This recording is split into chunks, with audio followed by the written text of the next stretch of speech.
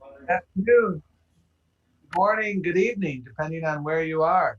The stage is everybody's home or wherever you're sitting, so a little different from what we're used to. But I hereby call this virtual meeting of the Democratic National Committee to order. Good afternoon again, good morning, good evening, depending on where you are. I really appreciate your being here.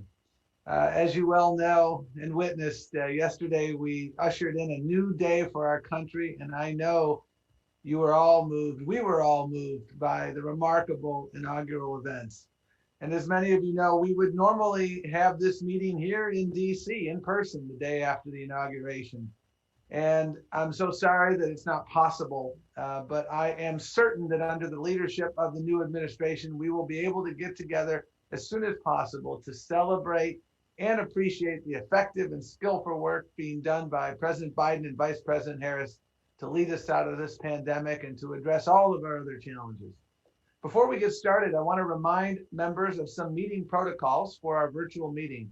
If you have any questions on points of procedure, please use the chat option in Zoom and speak with Philip Jutevsky, our Associate Director in the Office of the Secretary, or Liz Mariapin, who is our Associate Director in Party Affairs. So just use that chat function and you'll be able to communicate with them.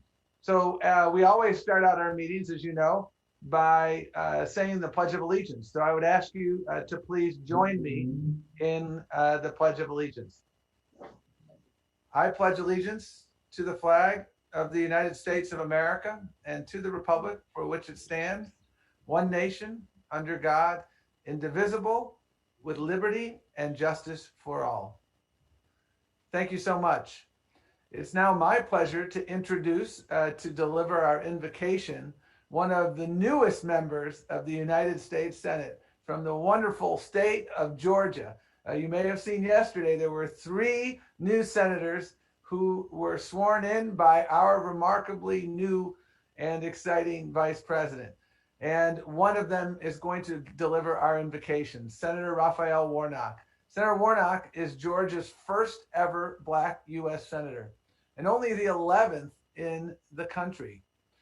He has spent his entire career fighting for equality, fighting for affordable health care, fighting to make sure that everybody has a seat at the table, that every voice is heard. In scripture, we say, he who is humbled shall be exalted, and he who is exalted shall be humbled.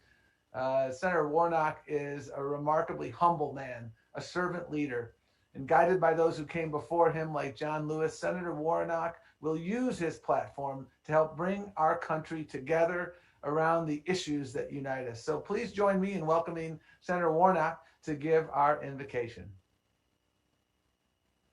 Hello, everybody. It's wonderful to join you in this winter meeting of the Democratic National Committee. How grateful we are for the stellar leadership of Chairman Tom Perez. Thank you, Tom, for all of your hard work, and thank you for your kind and generous introduction. I'm excited also that Jamie Harrison will be the new chair of the party. Jamie, of course, hails from the great state of South Carolina. He ran an amazing race for the United States Senate. He inspired and encouraged me and so many others. Thank you, Jamie, for your voice and for your vision. It will not be forgotten, I'm sure, in South Carolina and all across our country. And how excited I am that my mayor, the mayor of Atlanta, Keisha Lance Bottoms, will be the vice chair now of our party. We have had excellent leadership. We have excellent leadership going forward. Thank you so much to all of you for your support for the 2 Senate races here in Georgia. Who would have thought that when the dust settled on November 3rd, there would be 2 Senate races in runoffs in our country, and that both of those runoffs would be in Georgia, and that they would determine the balance of the United States Senate, thus our ability to move forward on the agenda that we must have in order to do the work necessary for all of our people. I'm so excited that Georgia was able to deliver, and that in this defining moment in American history, the state of Georgia is sending to the United States Senate Jon Ossoff, a young Jewish man, the son of an immigrant, and yes, Raphael Warnock, a kid who grew up in public housing, the pastor of Ebenezer Baptist Church where Dr. King served, to the United States Senate. This is what our party has been about, and this is what America is about at its best. And so I'm excited to be with you. We gather virtually. We trust that as we do the hard work of getting this virus under control, of distributing the vaccine efficiently and safely, of following the science rather than the politics, sooner than later, we'll be able to gather in person. But thank you so very much for this privilege. I'm deeply honored to serve now in the United States Senate, that someone like me who grew up in public housing now gets to argue for families like mine from the floor of the United States Senate reminds us that America is still a great nation, the greatest country on the planet. Let us recommit ourselves to doing the work of building what Dr. King called the beloved community. And so I come to you as a proud Democrat, but I come to you as a proud American. I look forward to rolling up my sleeves, doing the hard work necessary to make sure that every person has access to affordable health care, that we defend the dignity of work and the dignity of workers, that we reward their work with a livable wage. If we call them essential workers, we ought to pay them essential wages. That we stand up for the ideals of our party, and I believe the ideals of America. Thank you so very much. Will you bow with me in prayer? God is known by many names, worshiped in many houses. But I saw a great multitude of men and women, boys and girls, people from every nation, standing shoulder to shoulder. They hailed from the diverse corners of the world. They were variegated in their humanity, and yet they looked into each other's eyes and they were not afraid. And I asked the one who was standing there, "What is this?"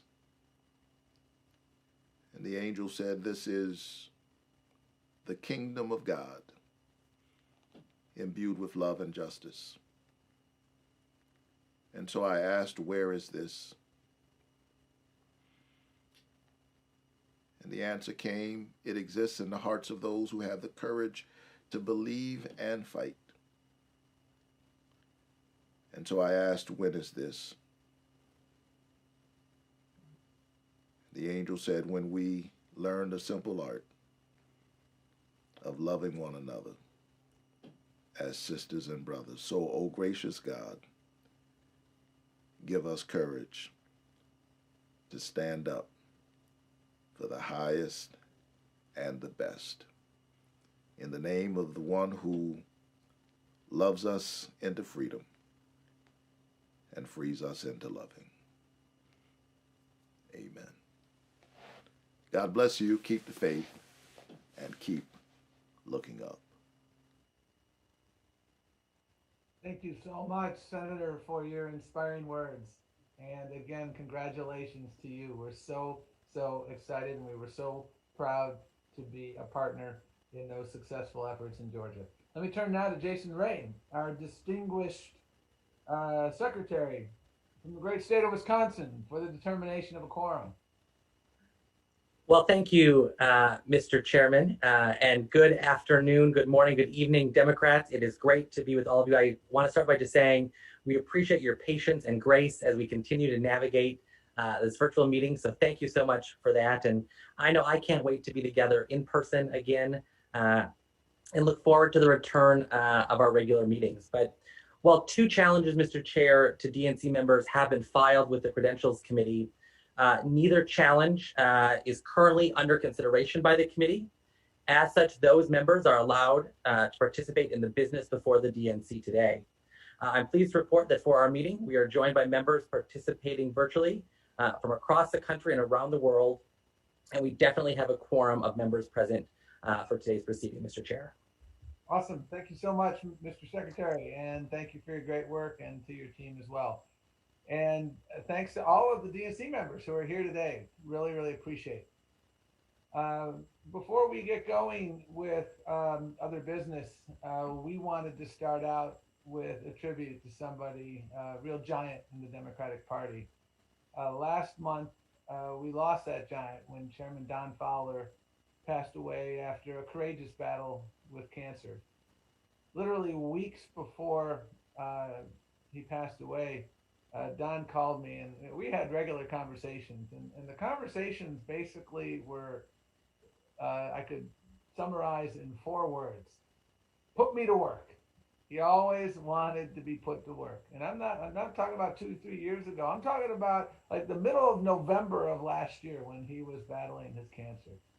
And he always answered the bell. He lived and breathed the Democratic Party, and his life of service to our party and our nation should indeed inspire us all. If we had a Hall of Fame for Democrats, Don Fowler would be a first ballot inductee. And I take great comfort in knowing that he lived long enough to see through the cause he spent the last few months of his life fighting for. And that was the election of Joe Biden and Kamala Harris as our next president and vice president. Together, Don and his wife Carol are a dynamic duo who have embodied the values of our party, fighting tirelessly to build a brighter future for working families. So today, we honor the late, great Don Fowler, former chair of this great party, and the amazing legacy he has left for all of us to carry on. So let's please turn your attention now to a video tribute that has been prepared. There's a saying that we stand on the shoulders of giants. I stand on the shoulders of Don Fowler. Don Fowler was a wonderful, loyal friend of mine. I, along with everyone else, will miss his leadership so much. He's got a lasting legacy. We'll miss him. We love you, Carol. We love you, Donnie. We know you'll keep it alive, and we'll be right there alongside you doing the work and remembering Don. Carol and Donnie, we know you are suffering a special loss, but we share fully in your grief. I very, very much am going to miss him. And to Donnie and Carol and Cynthia, let me just say, Don Fowler was aces in my view. He was truly a faithful, devoted friend to me and many, many others. I want to thank Don Fowler for all he gave to the Democratic Party and to the United States of America. And I thank you for the example that you're going to continue to be. Don Fowler will always be remembered as the chairman's chair, and he will always be, for me, Mr. Chair. The Democratic Party is so much better off because of Don Fowler. The United States of America is so much better off because of Don Fowler. I got to see the Don that everyone here knew and loved, the professor, the doctor, the colonel. Of all the titles Don's had, I'm the most pleased that I was his friend. I was one of many young people who he mentored and, yes, received those infamous handwritten letters. Nobody fought harder for the Democratic Party than Don Fowler. He was simply the best. Whenever I think of the Democratic Party, I think of Don. He was the best of our party. He made one proud to be a Democrat. As a teacher, he taught generations of students about government and elections. As DNC chairman, he helped to re-elect Bill Clinton. Carol, Donnie, and Sissy, thank you for sharing Don with us. Don was an excellent DNC chair who agreed to my call to serve and continued to work to help our candidates to win up and down the ballot. I'll always be grateful for his leadership and the friendship he gave to me, the counsel he gave to so many of us, and the support he gave to our party. Don's contributions to our Democratic Party have been incalculable, and his legacy will endure forever. Distinguished for his character and compassion, was a legendary leader and hero of South Carolina politics. Don never stopped finding ways to give back to his country. Don worked endlessly to unify the party by building bridges. He recognized that the more we invest in communities, the more we are harvesting new leadership for the future. He was a gentleman's gentleman and a role model for all DNC chairs to follow. Stay true to your roots. Organize, organize, organize. It was a great piece of advice. I'll always be grateful to Don for giving it to me. Don Fowler was my mentor and my friend. And when he came to me back in the '88 political cycle and said that his son Donnie Jr. wanted to work on the Gephardt campaign, I took his son under my wings. We will all miss Don Fowler Sr. Don, we are all going to miss you. The work you and Carol have done for this party for years and years and years. You have been a great inspiration to every Democrat. We are a better party, and we are a better country because of you, Don. His dedication and commitment to helping to build and strengthen our party. Your work has not been in vain. We will all go forth, helping to build and strengthen our Democratic Party. Democrats of the South always had Don Fowler in their corner. You weren't here to see us pick, for the first time in decades, win 2 Senate seats in a southern state. But wherever you were, I'm sure you were smiling ear to ear. We're going to miss you, Don. His old-fashioned values featured empathy and generosity and loyalty during the toughest times. He was there for the staff. Our friendship that we had with Don will be with us for the rest of our own lives. I would venture to say he is one of the most irreplaceable people we have in Democratic politics. Don Fowler knew every state chair, every vice chair, all the candidates, all of the issues. He was really a remarkable person and deeply in love with the Democratic Party. He had a fierce and fervent belief in economic and social justice and our party, which continues to fight for them. Don has been my hero and been the epitome of what a good party person is. The first thing I thought about Don Fowler was probably when he was born. His crib said, Don Fowler, Democrat. His loyalty to our fellow Democrats and to our party is one of the many traits that I admire the most. Don Fowler was the Democrats' Democrat. Democrats' Democrat. He carried the heart and soul of our party wherever he went. Thank you. Thanks, Don. Thank you, Don. Thank you. Thank you. Thanks so much, Don. Thank you very much. Thank you, Don. We're going to miss you, Don. God bless you. God bless you, Don. Rest well, my friend. May you rest in peace. May you rest in peace. Rest in peace. Rest in peace, my dear friend Don Fowler. We will miss him. 85 years and 85 seconds, huh? My dad was born in South Carolina 85 years ago and died in South Carolina. One of my father's stories that he told me when I was a kid, when he was executive director and state party chair, he was doing some of the first outreach as a white person from the Democratic Party to black voters in South Carolina. And he talked about having to sneak into the back downstairs at black churches at night, hoping that there was no reporter anywhere nearby to see him. I asked him a couple of times, why are you, a white man, Southerner, with conservative church-going parents who are not political, why are you a Democrat? There's nothing that suggests you should be. And his answer was quick and always the same. He said, it's because of my faith. Because of my faith. One of the stories, I think, that encapsulates my father's life, when they brought him home from the hospital for the last time, they had to drug him. He was on morphine and other things just so he would go to sleep. And in his half sleep, half stupor, he called out, "Hey, Jesus!" The next morning, the last day he was here, he was half awake and he looked at Carol and he said, "Where's Jesus?" I figured when he got to the gates of St. Peter, he was already known and probably got to walk in. So that's my father, 85 years and 85 seconds.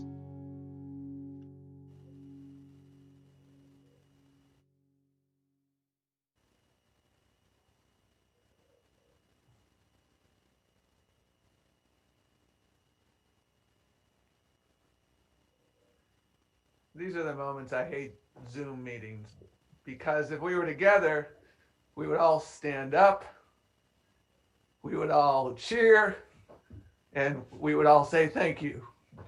So let's just take a moment to reflect on Don, his life, and his legacy.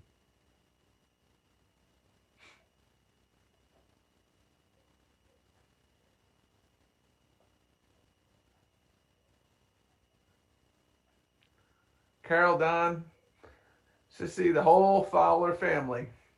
We know we can't replace Don, but I just hope you know the DNC family will always be here for you.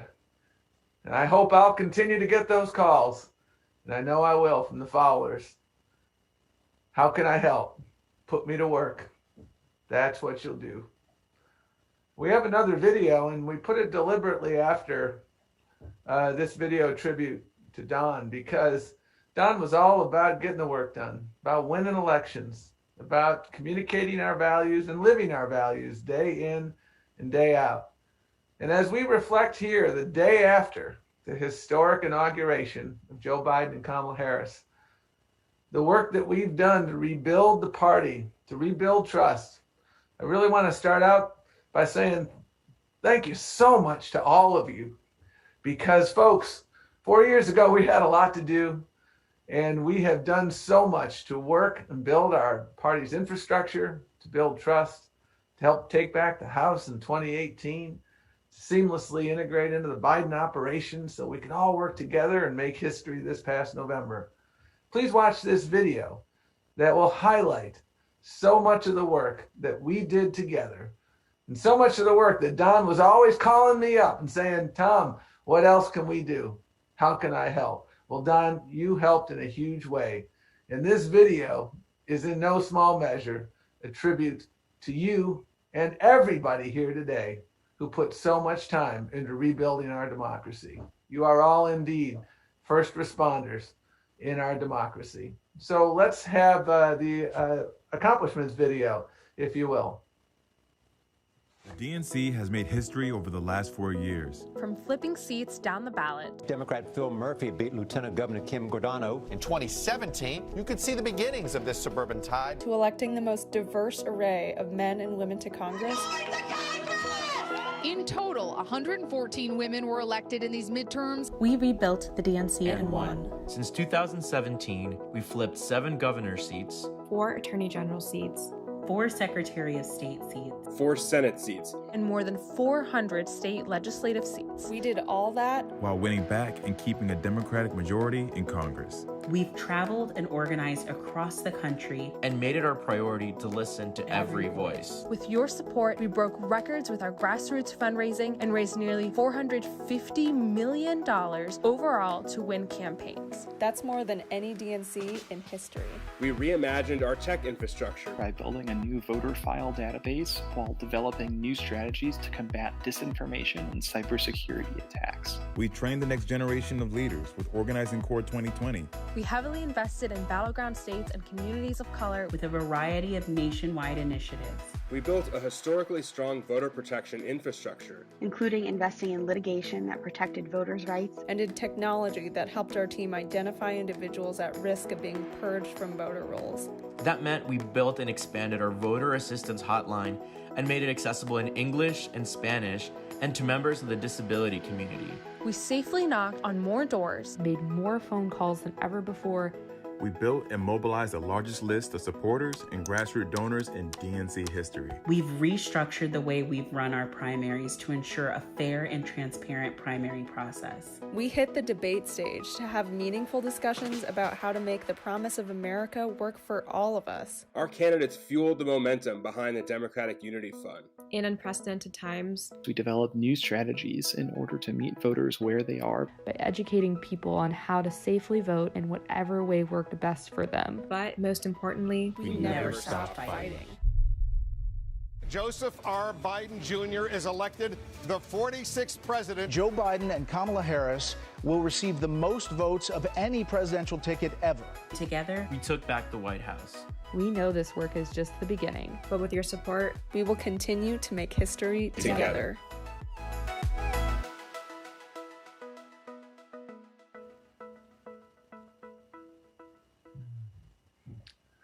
Well, and speaking of history, yesterday was truly historic. I had the privilege of being there at the inauguration, and I'll tell you, slept a lot better last night. I wonder if you slept better last night. I sure did. It truly was an honor and a pleasure, because I tell you, it still hasn't gotten old when I hear the following: President Joe Biden and Vice President Kamala Harris. At the very site where a violent mob attacked our democracy 2 weeks ago, where they turned the U.S. Capitol into a crime scene, we watched them swear an oath to serve our nation with courage and integrity, a testament, I think, to the endurance of the world's greatest democratic experiment, the great United States of America. It truly was a momentous occasion for our party, for our country, and frankly, for the world. The entire world was watching, and I can't wait to see what the Biden-Harris administration accomplishes over the next 4 years. I think about simply today. Today, dreamers have hope as a result of executive action. Our climate crisis, we've already taken steps by re-entering the Paris Climate Accords. We're back into the global community to address the pandemic by rejoining the World Health Association. The Muslim ban, which is so insidious and unconstitutional, that has been put in the scrap heap. So many other executive actions to live our values and to help improve the lives of people. And we're a little over 24 hours into this administration. It truly was a momentous day for everybody involved, our party, our country, and the world. And of course, as you know, because you were involved, this moment didn't arrive out of thin air. We worked night and day to make it happen. And I hope you did take a moment to celebrate the incredible work that you've done over the last 4 years to bring the Democratic Party roaring back, because we have come a long way, folks. When we took over in 2017, when I had the privilege of getting elected, boy, we were in a ditch, folks. We had 15 Democratic governors. Now we have 23. We were in the teens on attorneys general. Now we have 24. We didn't have the House. We didn't have the Senate. We didn't have the White House. We had lost hundreds and hundreds of seats in state legislatures. We had to rebuild our infrastructure and rebuild trust. And I believe we've made great progress in both those areas. We began rebuilding our infrastructure by recruiting a top flight workforce. This is not my first turnaround job. And make no mistake about it, I firmly believe that one of the most important things that one must do when you are turning around an organization is hiring great people. The DNC has become a destination employer again. And I am so proud of our workforce. I'm so proud of our partners like all of you. I'm so proud of our partners in the democratic ecosystem. Yes, we have shattered fundraising records and engaged grassroots donors like never before. We've also completely reimagined and revamped our data and technology infrastructure. It's night and day from where we were before. You know, frankly, we inherited a Radio Shack and we turned it into a Fifth Avenue Apple store. We've bolstered our cybersecurity, our cyber readiness, and worked together with all of you to expand our voter protection infrastructure. I'm so proud of our partnership with our state parties. I'm so grateful for the leadership of my friend Ken Martin and others in the state parties. We all did this together at a time when voter suppression, for instance, is so rampant and voter protection was so integral to winning elections. There's no doubt that our collective work helped lift us to victory. We helped facilitate the creation of the Democratic Data Exchange, which is a critical component to a robust democratic ecosystem. We first tested out the DDX in the Kentucky gubernatorial, and we saw that having this new tool made a huge difference. And folks, what I am excited about is with all of this infrastructure, we are built to last. We used to talk about in our campaign, Jamie, you'll remember this, we used to talk about the accordion model. You know, all too frequently we expand every 4th year and then we contract in between and we wonder why we were losing elections. We've thrown the accordion out. We are built to last and we need to make sure it does last because the DNC is a critical part of success and that infrastructure is so important to that success, as Joe Biden will attest.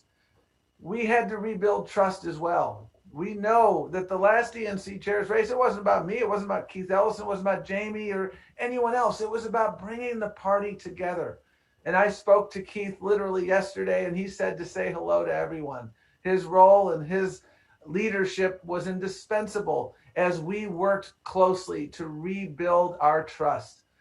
The work of the Unity Reform Commission was indispensable, and I want to say a special thanks to Larry Cohen and Jen O'Malley Dillon, who worked so tirelessly, and to all the members of that commission. We provided a forum for everyone to make their voices heard and participate in the rebuilding of our party. We had passionate discussions, passionate agreement, passionate disagreement. That's what families do. And you know what? Thanks to the work of folks like Jim Roosevelt and Lorraine Miller, we were able to translate those recommendations from the Unity Reform Commission into concrete action. Superdelegate reform, primary and caucus reform. And look at those caucus states that became primary states. 14 caucus states in 16, 7 caucus states in 2020. Voter participation in those states skyrocketed. That was our goal. We wanted more people to participate. We wanted to return power to the grassroots. We had an unprecedented number of candidates in the presidential primary process, unprecedented. And everybody came together around our nominee because we ran a fair, transparent, and inclusive primary process. And we always put our values into action, our values of making sure everyone got a fair shake, our values of making sure that when we had debates, we had diverse moderators. This was the most diverse array of debate moderators in the history of our party. And that didn't happen by chance. We insisted on it because we lived our values at every turn. And when our pandemic hit, we reimagined our convention together. And while it was an unconventional convention, it was truly a memorable convention. And we will always eat calamari with a different eye as a result of the Parade of the States and the great state of Rhode Island.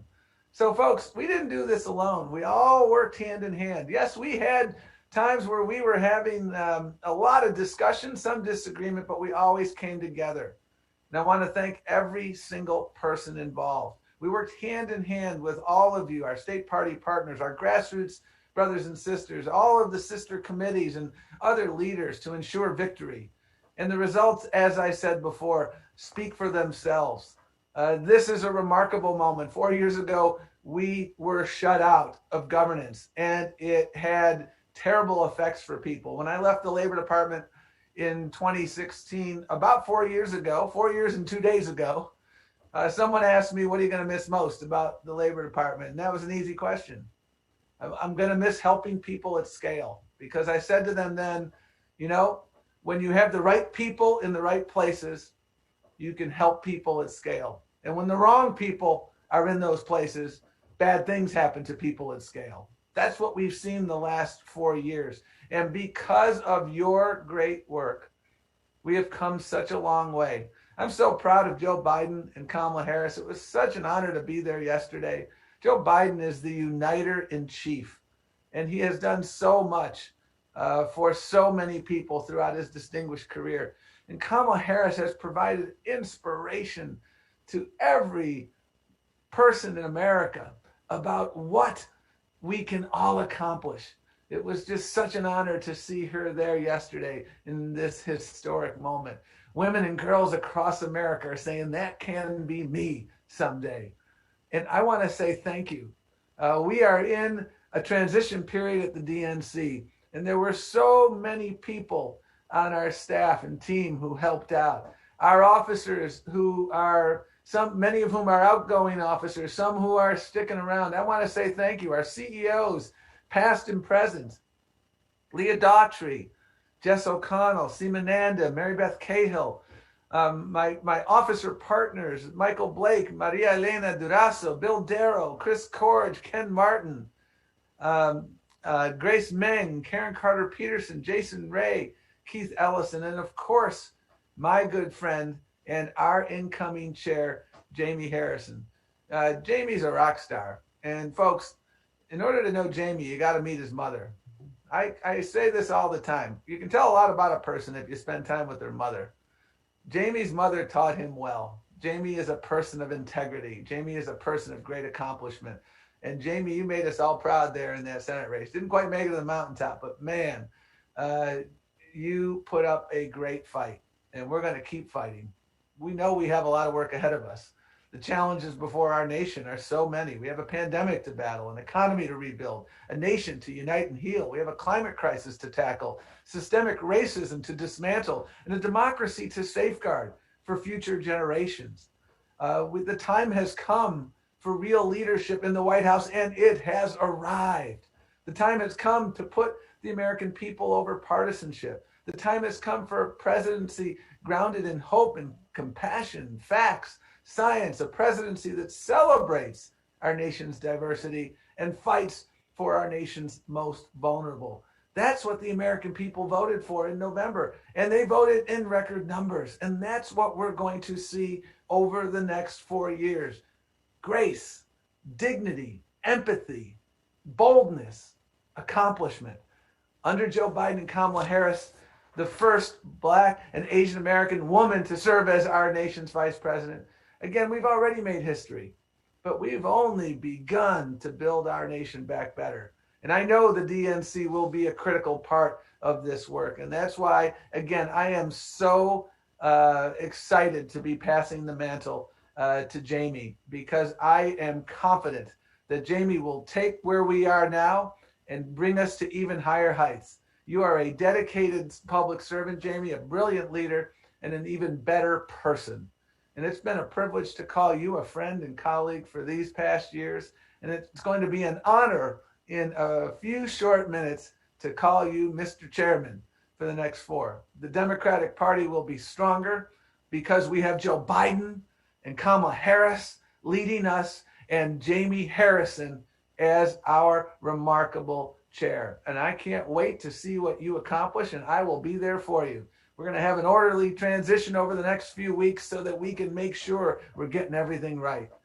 And you know, folks, we know we're going to have hard days ahead. We've got challenges that I've already articulated. We know in midterm election cycles, when we have the House, the Senate, and the White House, sometimes you run into headwinds.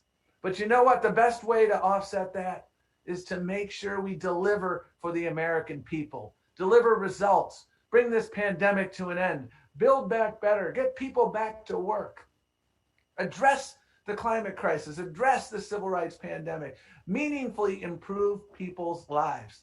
And I know, Jamie, and I'll tell you, I don't think you're surprised by what I'm about to say. There will be some tough days. And, there will be some bumpy roads. But you know what? Nothing worth fighting for ever comes easy. You'll hit some speed bumps. You'll hit some side tracks. You'll get knocked down every so often. But you know the mantra of the civil rights movement, when we fall down, we get back up. Our nation has fallen down numerous times over the last 4 years, and it has gotten up, and it has gotten up big time as of yesterday. So let's make sure we work together, because you know what? Yeah, you might get hit every so often with cheap shots from the cheap seats, and some days I would advise you, Jamie, not to read Twitter. But you know what?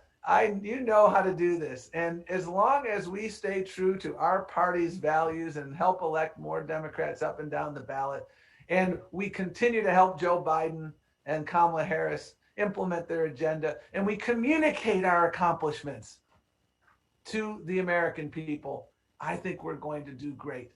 We're going to continue to win elections. We need to support this president and this administration. We need to combat this most dangerous level of misinformation. And I'm so proud of the infrastructure we've built, but we know that the other side is going to continue to try to obfuscate, going to continue to try to misinform, going to continue to try to change the subject. And as we saw with the insurrection at the Capitol, there are a lot of folks that feel that they are not only entitled to their own opinions, they're entitled to their own set of facts.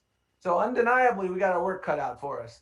But equally undeniably, we are far better off, folks, than we were 4 years ago.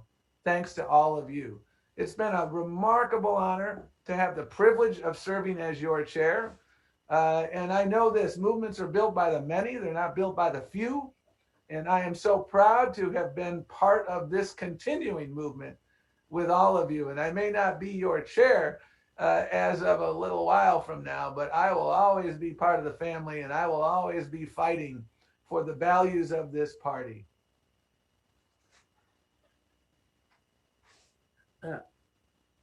Mr. Chairman, I think I've just been informed by staff that we actually have another video to play. So if we could cue up that video here. Oh, certainly. Thank you for your leadership. Thank you so much for your friendship. Thank you for the many personal sacrifices you have made. Thank you for your hard work. The Democratic Party has chosen a new national leader. DNC Chair Tom Perez. Tom Perez. Tom Perez. Tom Perez. Tom, thank you for joining us. Let's start. To be with you. Hi, Tom. Mi amigo Tomás. Hi, Tom. Hi, Tom. My chairman, my friend, who has given the last 4 years of his life to serve our country.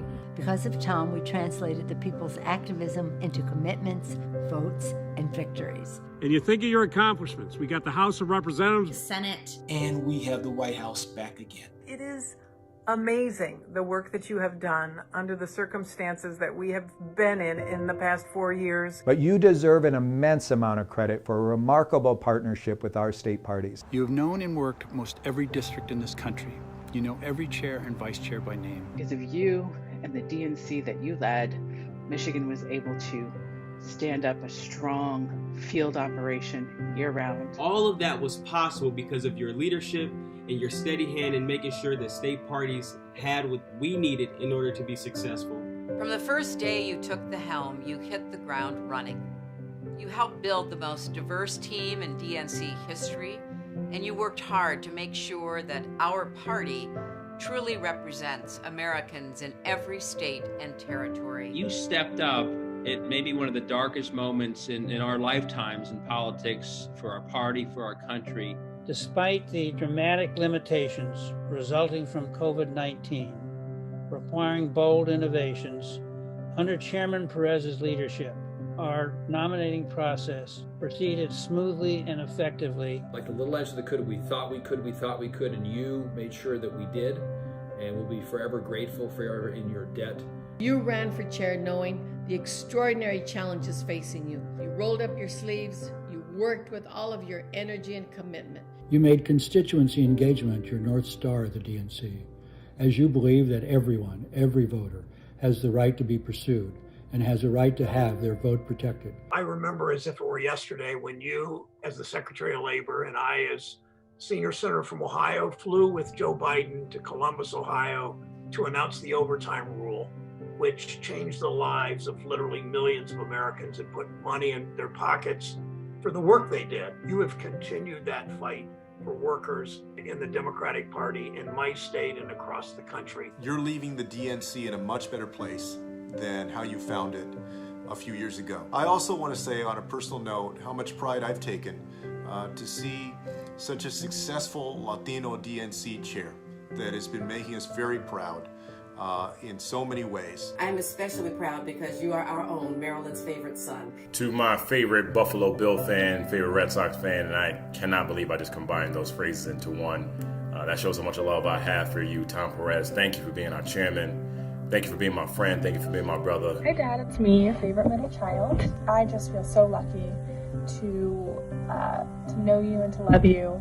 And to have been raised by you. Hey Dad, super proud of you for all you've done for this country over the last 4 years, and can't wait to see you soon. Hi Dad, we are so proud of you, and we are so glad it's over. We are so excited to see what you do next, and we're also excited for you to take a little break. I hope you do. Thank you for being the best dad we could ask for. Hi Tom, it's me. Cece, your favorite sister, your only sister. What many of you may not know is 3 weeks after the election in 2016, my daughter, Adonisha, suddenly passed away. And I called you, and you came that night and stayed for the next week with me and my family in Boston, and all the family came together. But you led us, and you led me especially, through a really, really dark time. It's not just the qualities of a true leader, but of a compassionate person, uncle, friend, and brother. Few people know how hard your job is. I do, and I saw you perform it exquisitely. I truly believe that you're the greatest chair the Democratic National Committee has known. Joe Biden will be a great president, and you have a big hand in getting him to be president. I know it hasn't been an easy road at all, but really our country and our party is so much better, and we're so thankful to you. Cheers to Tom Perez for doing a spectacular job. I've made a friend for life. I look forward to helping you in whatever your future endeavors are. Thank you for a job well done. Thank you for laying the foundation upon which we were able to build a successful campaign. A big thank you for the biggest lesson of all. Let's continue to strengthen our party and our democracy by working day in, day out, each and every year to engage communities. Thank you, Tom. I have big shoes to fill because we have one heck of a chairman, and that is you. Thank you again for your friendship and for your support, Tom. Thank you. What you've done for our party, to help our grassroots, to build them at the state level, the work you did on the data file. Thank you, Tom, for your tireless efforts, your vision, your humor. Thank you so much for engaging and empowering our DNC members. Thank you on behalf of all of your DNC colleagues. Thank you so much for giving me the opportunity to serve. From the bottom of my heart, thank you, Tom. Thank you so very much for everything. Thank you, Tom. Thank you. Thank you. Thank you, Tom. Congratulations, Tom Perez, on 4 remarkable years as DNC chair. It's no secret that when you took over, we had some work to do. And that's why he made sure that any time someone walked into his office, they'd see a countdown on the wall that said, "Days until the weekend." He'd say it to everyone, staff, donors, and candidates. We have 200 days until the weekend. We have 123 days until the weekend. Of course, Tom was talking about the time until the next election. He wanted to keep people focused on the big goal, and man, did it work. Under Tom's leadership, we took back the House and the Senate, and yes, the presidency. At the state level, we flipped hundreds of state legislative seats, gained 8 governorships, and won offices up and down the ballot. We broke 5 Republican supermajorities and gained 7 Democratic ones. And somehow, I don't think Tom ever got tired of all the winning. Heck, even his Buffalo Bills started winning playoff games. In all seriousness, it is a remarkable record, a testament to the resilience of a son of immigrants who worked on the back of a trash truck to help pay for college. When Tom finished his time as my labor secretary, I said that he would go down as one of our best that our country had ever had. Now he'll also go down as one of the best chairs our party has ever seen. Of course, all of this was possible only because of the tireless dedication of the staff at the DNC. So to everyone who logged long hours strategizing, organizing events, calling through donor lists, and everything else, I simply want to say thank you. And I hope you know that millions of Americans thank you too. So Tom, I hope you're proud of your legacy. I hope you're proud of the infrastructure you've built. And now, I hope you can enjoy a nice long weekend. You've earned it.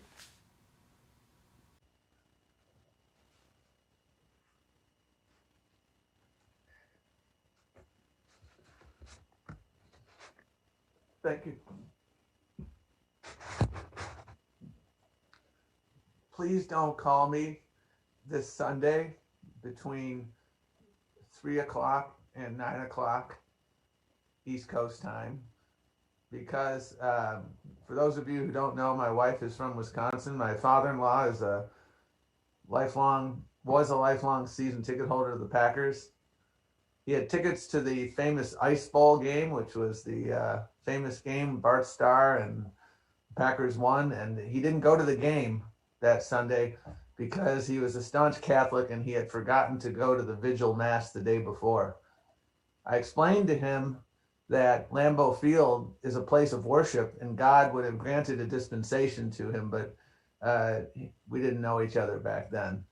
And so we've dreamed over the last 35 years of having a Buffalo Bills, Green Bay Packers Super Bowl. And it's never, ever been really close to fruition until this weekend. And so we're going to be doing that this weekend. I'm really speechless from the nice tributes. So I think I'm going to just stop there and say, keep up the work. I was actually trying to calculate how many days until November of 2022, but my math skills were not quick enough. So I know you will keep it up. I know I will keep in touch. And I hope when we get back in person, I really want to go to the first in-person meeting so that we can catch up in earnest and celebrate, albeit belatedly, our friendships and partnership. Thanks. So I'm looking at our next thing here. One of my last official duties is to announce the results of the election for the next slate of officers. As you know, our rules require that the DNC will meet sometime the first quarter of the year following the general election to elect officers for the next term. When we win the general election, our tradition is that the DNC meets the day after the inauguration to elect the officers. The Rules and Bylaws Committee, led by the incomparable Jim Roosevelt and the incomparable Lorraine Miller, promulgated the rules that govern this process. Approval of the proposed rules of procedure was the first item on the ballot, and I am pleased to report that members ratified those rules by a vote of 318 in favor, 15 opposed, and 11 abstaining. Last Thursday, the Biden-Harris transition team announced the endorsed slate of officers. This group of officers, led by our friend and our family member, Jamie Harrison, truly represent the best of our party. These leaders know the importance of building on our party's successes and are committed to continuing to build party infrastructure in the states and the other advances that we have achieved over the last 4 years. Again, I want to thank all the outgoing officers, and I want to say thank you to all the incoming officers. We're replacing one A team with another A team. And according to the rules, and given the virtual nature of the meeting, DNC members were provided a ballot listing the candidates who had qualified to run for DNC officer. Ballots were due by noon today, and I am pleased to report that the following officers have been elected by a vote of 407 in favor and 4 opposed and are ready to serve our great party. Our chair, Jamie Harrison. Mayor Keisha Lance Bottoms, Vice Chair of Civic Engagement and Voter Protection. Governor Gretchen Whitmer, Vice Chair. Senator Tammy Duckworth, Vice Chair. Representative Philemon Vela Jr., Vice Chair. Jason Ray, Secretary. Virginia McGregor, Treasurer. And Chris Cord, National Finance Chair. In addition to these officers, I am pleased to announce that my good friend, Ken Martin, was reelected to the presidency of the Association of the State Democratic Chairs at the ASDC meeting held earlier today and will rejoin this amazing group of officers as an automatic vice chair. And we're glad to have you back, Ken. And it is my distinct honor now and privilege to turn this meeting over to my friend and our new chairman, Jamie Harrison. Mr. Chairman, congratulations. And you're way overdressing me now, and you're making it look bad, okay? Well, Tom, you know my mom's on, and she's watching tonight, so I needed to make sure that I represented her. Otherwise, I was going to hear from her. But good afternoon. You know that. Good afternoon, everyone, and thank you, Chair Perez, for that introduction. Thank you to President Biden and Vice President Harris for having the faith and confidence in me to lead our party and to serve our nation during these historic and uncertain times. Most importantly, I want to thank all of you, my friends and colleagues, DNC members who are activists, organizers, and community leaders. Thank you for your support, for your vote, and for your confidence. Thank you for your inspiration as well. Your commitment to service has been a guiding light throughout my career, and it shines even brighter now. I also want to thank my wife, Marie, my two beautiful boys, and all of my family who are watching from across the country. I want to thank them for their love and their unwavering support. Thank you for always believing in me. I literally would not be here without all of you. And my friends, in spite of everything we've been through in the past year, I am excited because today we are embarking upon a new mission to build back better and bring hope back to this great nation. Together, we are working to create opportunities so that more people can tell a story similar to my own. As a son of a single mom in Orangeburg, South Carolina, I didn't grow up with much. We lived with my grandparents, and even though they worked hard, we relied on food stamps and government assistance to make ends meet. My grandparents had to stop school in 4th grade and 8th grade. After I learned to read, I would sit at the kitchen table and help them read their bills each month. The words didn't always make sense to me, but their faces said everything. We didn't have the money to pay. But regardless of what we were missing, we always had our values. My family taught me to work hard, to tell the truth, say what you mean and mean what you say. And they showed me that there is no greater honor than serving your community in any way you can. I've dedicated my life to those values, and they will continue to shine through in my new role at the DNC. You know, now Chair Perez, Tom, you know you are a hard act to follow, my friend. This time, 4 years ago, we didn't have the White House, we didn't have the House, we didn't have the Senate. But under Tom, that all changed. From the organizing core to every zip code counts, we rebuilt our party from the ground up. And this was not overnight success. It was hard work. It was a result of smart and strategic investments. It was the result of tireless grassroots organizing and engagement. So let me say, Tom, on behalf of a very proud party, thank you, my friend. Thank you. And thank you to all of our outgoing officers, the brilliant DNC staff, and the tens of thousands of volunteers who have been working so long and so hard. Thank you to our caucus and our council chairs. You know, the party and the country are all standing on your shoulders. We are all a part of a movement that you all started. And we are nowhere near done. I have no intention of letting victory turn into complacency because we've seen what happens when we don't invest everywhere. I plan to get to work to lift up the Biden-Harris administration, build on our progress, and strengthen our party. A record, 81 million Americans made their voices heard and cast their votes for Joe Biden and Kamala Harris. Their message was clear. They wanted new leadership in the White House, leadership grounded in hope and compassion, not cowardice and hate.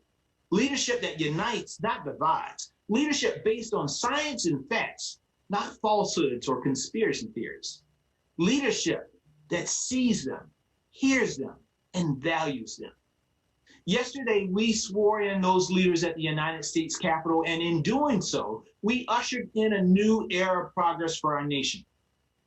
And I know that Joe Biden and Kamala Harris will lead an administration that represents and fights for all Americans, not just those who voted for them. My friends, there is important work ahead of us as the president and vice president outlined yesterday. This pandemic still rages, our economy struggles, and our climate crisis demands bold action. And we as a party will fight to empower workers and protect everyone's right to health care. The DNC will offer complete support to President Biden and Vice President Harris as they take on these challenges. And our work begins by building on the strategies of chairs like Tom Perez and Howard Dean. And yes, my friend, the late Don Fowler. I'm committing to a 50-state and 7-territory strategy that takes no voter and no community for granted. We are done looking at the map, ignoring the red while we focus on a few purple areas. We are done with just focusing on our cities while forgetting those living on dirt roads. When I look at the map, I see an entire country that is at stake. As my old boss and mentor Jim Clyburn likes to say, We are no more or less than the sum of our experiences. And that is true with this country. We are no more or less than the 50 states and 7 territories. And in spite of our differences, our total is one big and beautiful nation, looking for leadership, looking for opportunity, looking for hope. My friends, instead of planning just for the next cycle, let's plan for the next 10 years. Let's continue to invest, build, and fortify our infrastructure. We know progress doesn't come from the top down, it comes from the bottom up. Let's learn from the successes of organizers like Stacey Abrams and maintain a constant presence in communities, not just leading up to an election. Because the Democratic Party can't just be a political organization. We have to be a community organization, addressing the needs of people across this country. Let's heed the advice of Black, Brown, Native, and Asian organizers on the ground. Let's empower them and register voters in every part of the country, from cities to rural towns. We are the party of working people, and we cannot take them for granted. It's on us to win back our union brothers and sisters and their families. It's on us to take action for the people of color who consistently give us their support. It's on us to reach out to rural voters who don't feel heard by our party. It's on us to inspire the young people just starting out who place their trust in us. And we will not turn anyone away. Just like our president, we will unite rather than divide. If you stand for opportunity, safety, and hope for a better future, then you stand with the Democratic Party. The America of 2030 will be built by the diverse and youthful Democratic bench we will build together. We will find and nurture talent on the local level, and that will come by working closely with our state and county parties. As a former state party chair, I have no illusions about the challenges the state parties face each and every day. The success of the DNC, the success of the Democratic Party depends on the strength of our state parties. And I want to say something directly to every DNC member. Being a DNC member will mean more than just sitting through a series of meetings a few times a year. Through training and workshops and committee work, we will help you shine brighter and speak louder. I will listen to you and support you to be effective leaders back home in your communities. I will always be in your corner. You know, my friend, the late John Lewis once said, democracy is not a state, it is an act. It's not guaranteed. It cannot be taken for granted. And we have to continue working at it to make it work. What happened at the Capitol 2 weeks ago was a stark reminder. We suffered an assault on the most important symbol of our democracy. I had the honor and privilege of serving under that dome for nearly a decade. In the evening, walking home, seeing the dome lit up, a beacon of hope, I was humbled to work in a shrine to the idea of government of, by, and for the people. For me, it was a reminder of Dr. King's words, that darkness cannot drive out darkness. Only light can do that. My friends, the future of democracy is under assault. We will not let it wither. We all have a role to play in protecting our democracy. And I'm grateful to have such an amazing team joining me on this journey. Our Vice Chair, Mayor Bottoms, Senator Duckworth, Congressman Vega, Governor Whitmer, our Treasurer, Virginia McGregor. They represent the diversity of our party's grassroots. Our returning Secretary, Jason Ray, and our returning Finance Chair, Chris Corge. All of them are dedicated public servants and savvy political minds. And all of them are patriots. Patriots. You know, that word has been distorted in recent years, claimed by those who harbor hate for any part of our country that doesn't look, talk, and think like them. Those who stormed the Capitol, those in Congress and the White House who incited the insurrection, they call themselves patriots. But we are not fooled by prejudice dressed up as patriotism, because we know patriotism is not determined by the color of your skin or the country of your origin. It's not defined by the language you speak or the faith you practice. It is not decided by who you love or how you identify. No, the true measure of a patriot is one's fidelity to the fundamental American values of opportunity, justice, and democracy. It is believing that the American people can come together to achieve great things. It's believing in the endless possibility of this country, a place where a little round-headed boy from Orangeburg, South Carolina, can grow up to work in the United States Congress, run for the United States Senate, and serve as the chairman of the Democratic National Committee. It's about our dedication to building a more perfect future. That's what makes someone a patriot. That's what makes President Biden a patriot. That's what makes Vice President Harris a patriot. And I am proud to join all of you, my fellow patriots, in this fight. And I can't wait to see what we accomplish together. So, ladies and gentlemen, I think what we're going to do is turn to the video that we will play next. So please enjoy the video that we will play right now. Folks, the people of this nation have spoken. Joseph R. Biden Jr. is elected the 46th president of the United States. You ushered in a new day for America. Kamala Harris is set to become the first woman and the first person of color to be the vice president. We're reminded tonight of those who fought so hard to make this happen. Joe Biden has made history. He has now the most votes ever received in a presidential election. To our campaign staff and volunteers, poll workers and election officials, and to the American people for turning out in record numbers to make your voices heard. I will govern as an American president. Let this grim era of demonization begin to end here and now. You chose hope and unity, decency, science, and yes, truth. We're always looking ahead to an America that's freer and more just, ahead to an America that creates jobs with dignity and respect, the broadest and most diverse coalition in history. Democrats, Republicans, independents, gay, straight, transgender, white, Latino, Asian, Native American, and especially for those moments where this campaign was at its lowest ebb, the African American community stood up again for me. You've always had my back, and I'll have yours. The road ahead will not be easy, but America is ready, and so are Joe and I.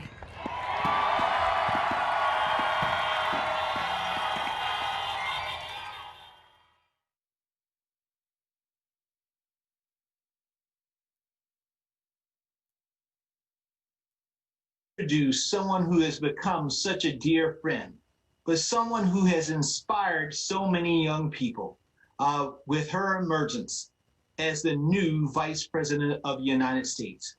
My friends, please welcome our Vice President, the Honorable Kamala Harris. Oh, thank you, Chairman Jamie Harrison. It is so good to hear your voice. Thank you for your years of leadership and in particular, the way you have organized Democrats.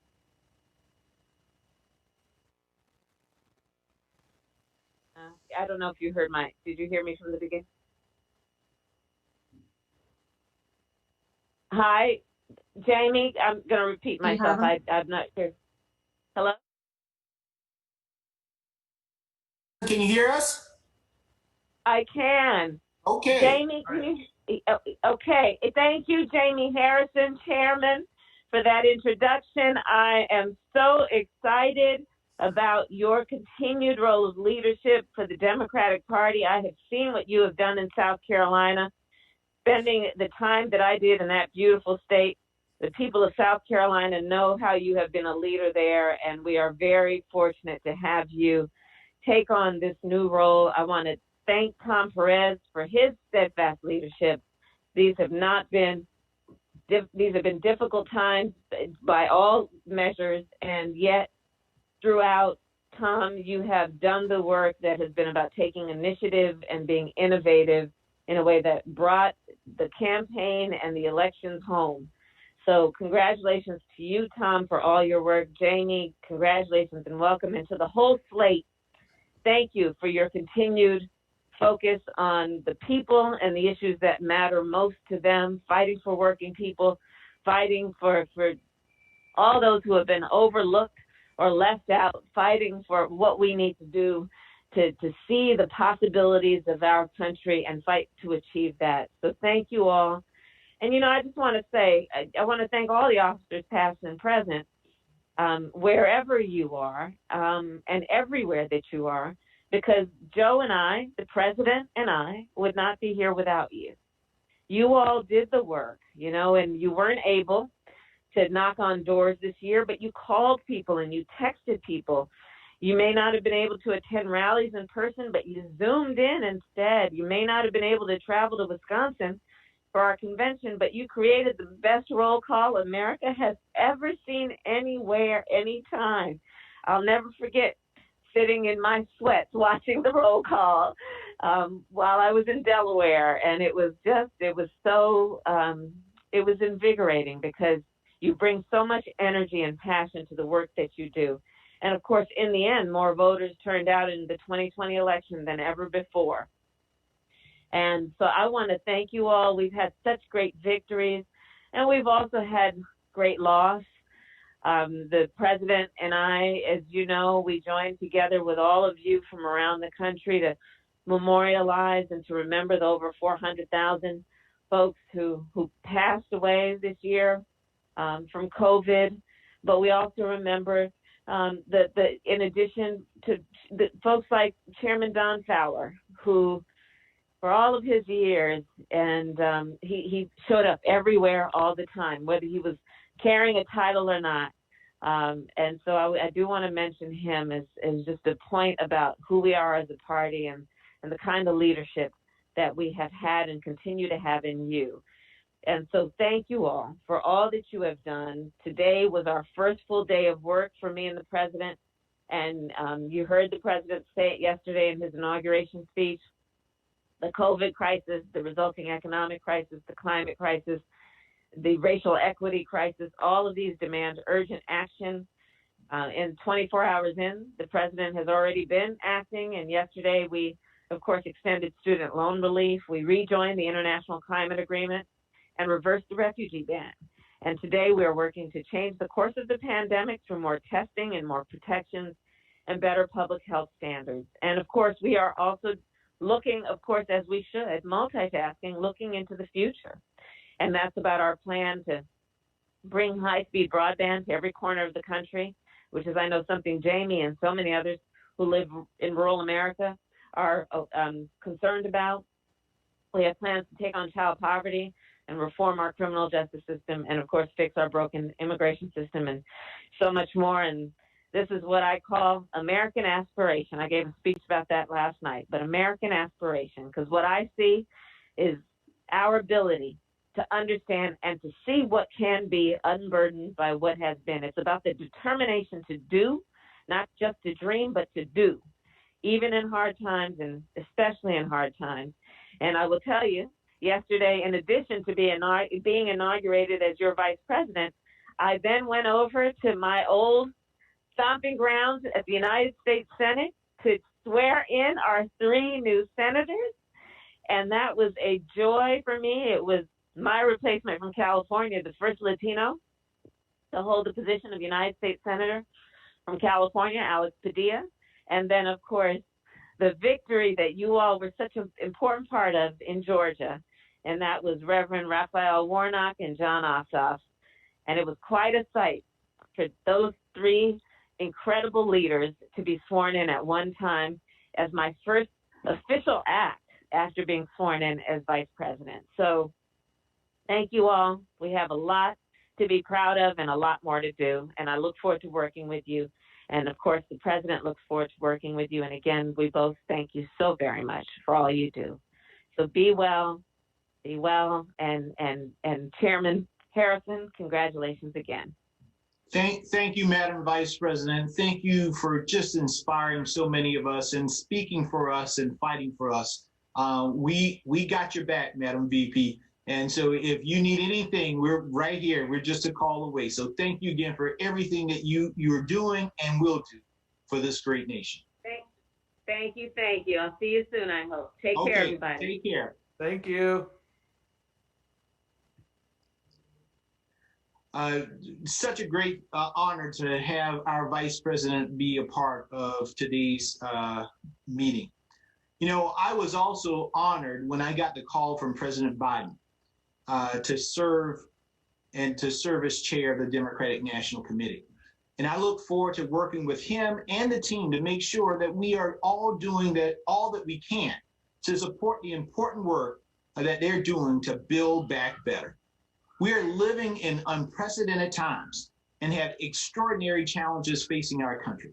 I know that we all agree that the Biden-Harris administration will work tirelessly to unify our nation and tackle the challenges we face. Please join me in welcoming President Joe Biden for an important message to all of our DNC members. Hi, everyone. Thanks to Tom Perez and Mary Beth Cahill and the whole team.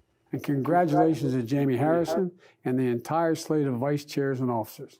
Folks, we built the broadest and most diverse coalition ever, and we'll do it again.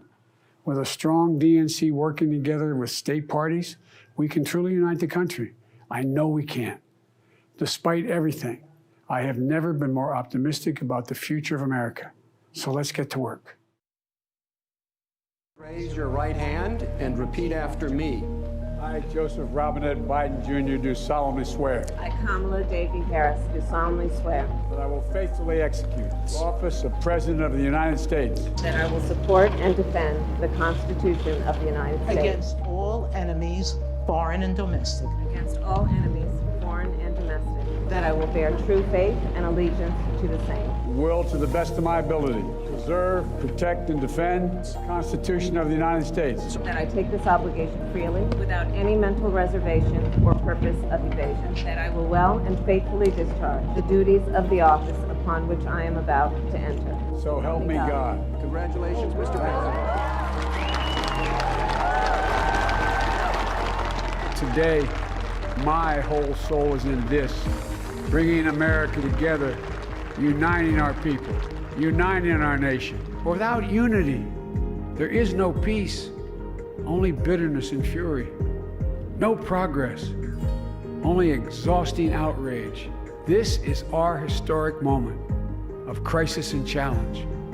And unity is the path forward. We will get through this together. Together.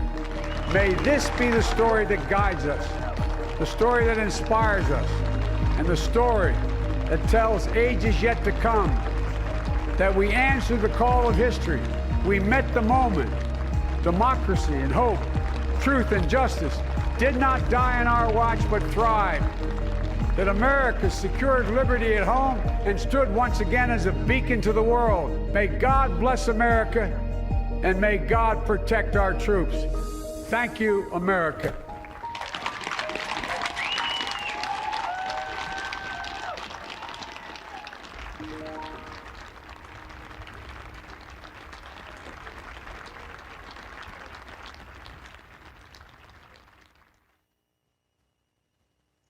Thank you to President Biden and Vice President Harris for joining us today.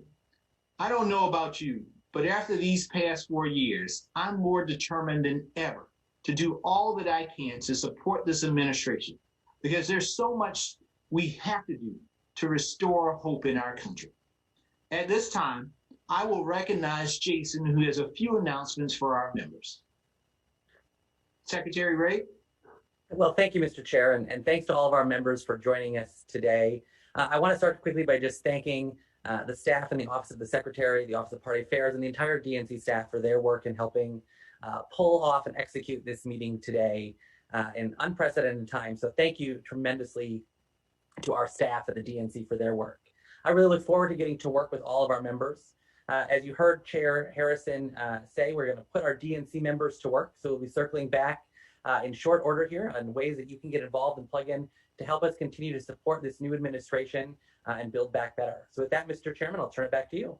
Thank you, Mr. Secretary, and thank you for all that you do. Friends, we have come to the end of our agenda. I'm so honored to be working with you and look forward to the time when we all can be together in person. I think my bar bill is going to be a little expensive because I owe many of you some drinks. But in the meantime, I know that you will join me in the work of supporting the Biden-Harris administration and building our party's infrastructure to help elect Democrats in red, purple, and blue states all over this country. Before we conclude this meeting, I would like to thank the DNC staff, our production team, and our sign language interpreters for all their work in making this meeting happen. I want to thank you all again as well. Our DNC vice chairs, chairs, executive directors, council and caucus chairs, and all of our committee leaders and chairs for all that you have done all the time. I'm looking forward to really rolling up our sleeves and working with you to build back better for the nation and our Democratic Party. Since there is no further business, this meeting is adjourned so we can all get back to work. With that, God bless you all. Take care and can't wait to see you at our next DNC meeting.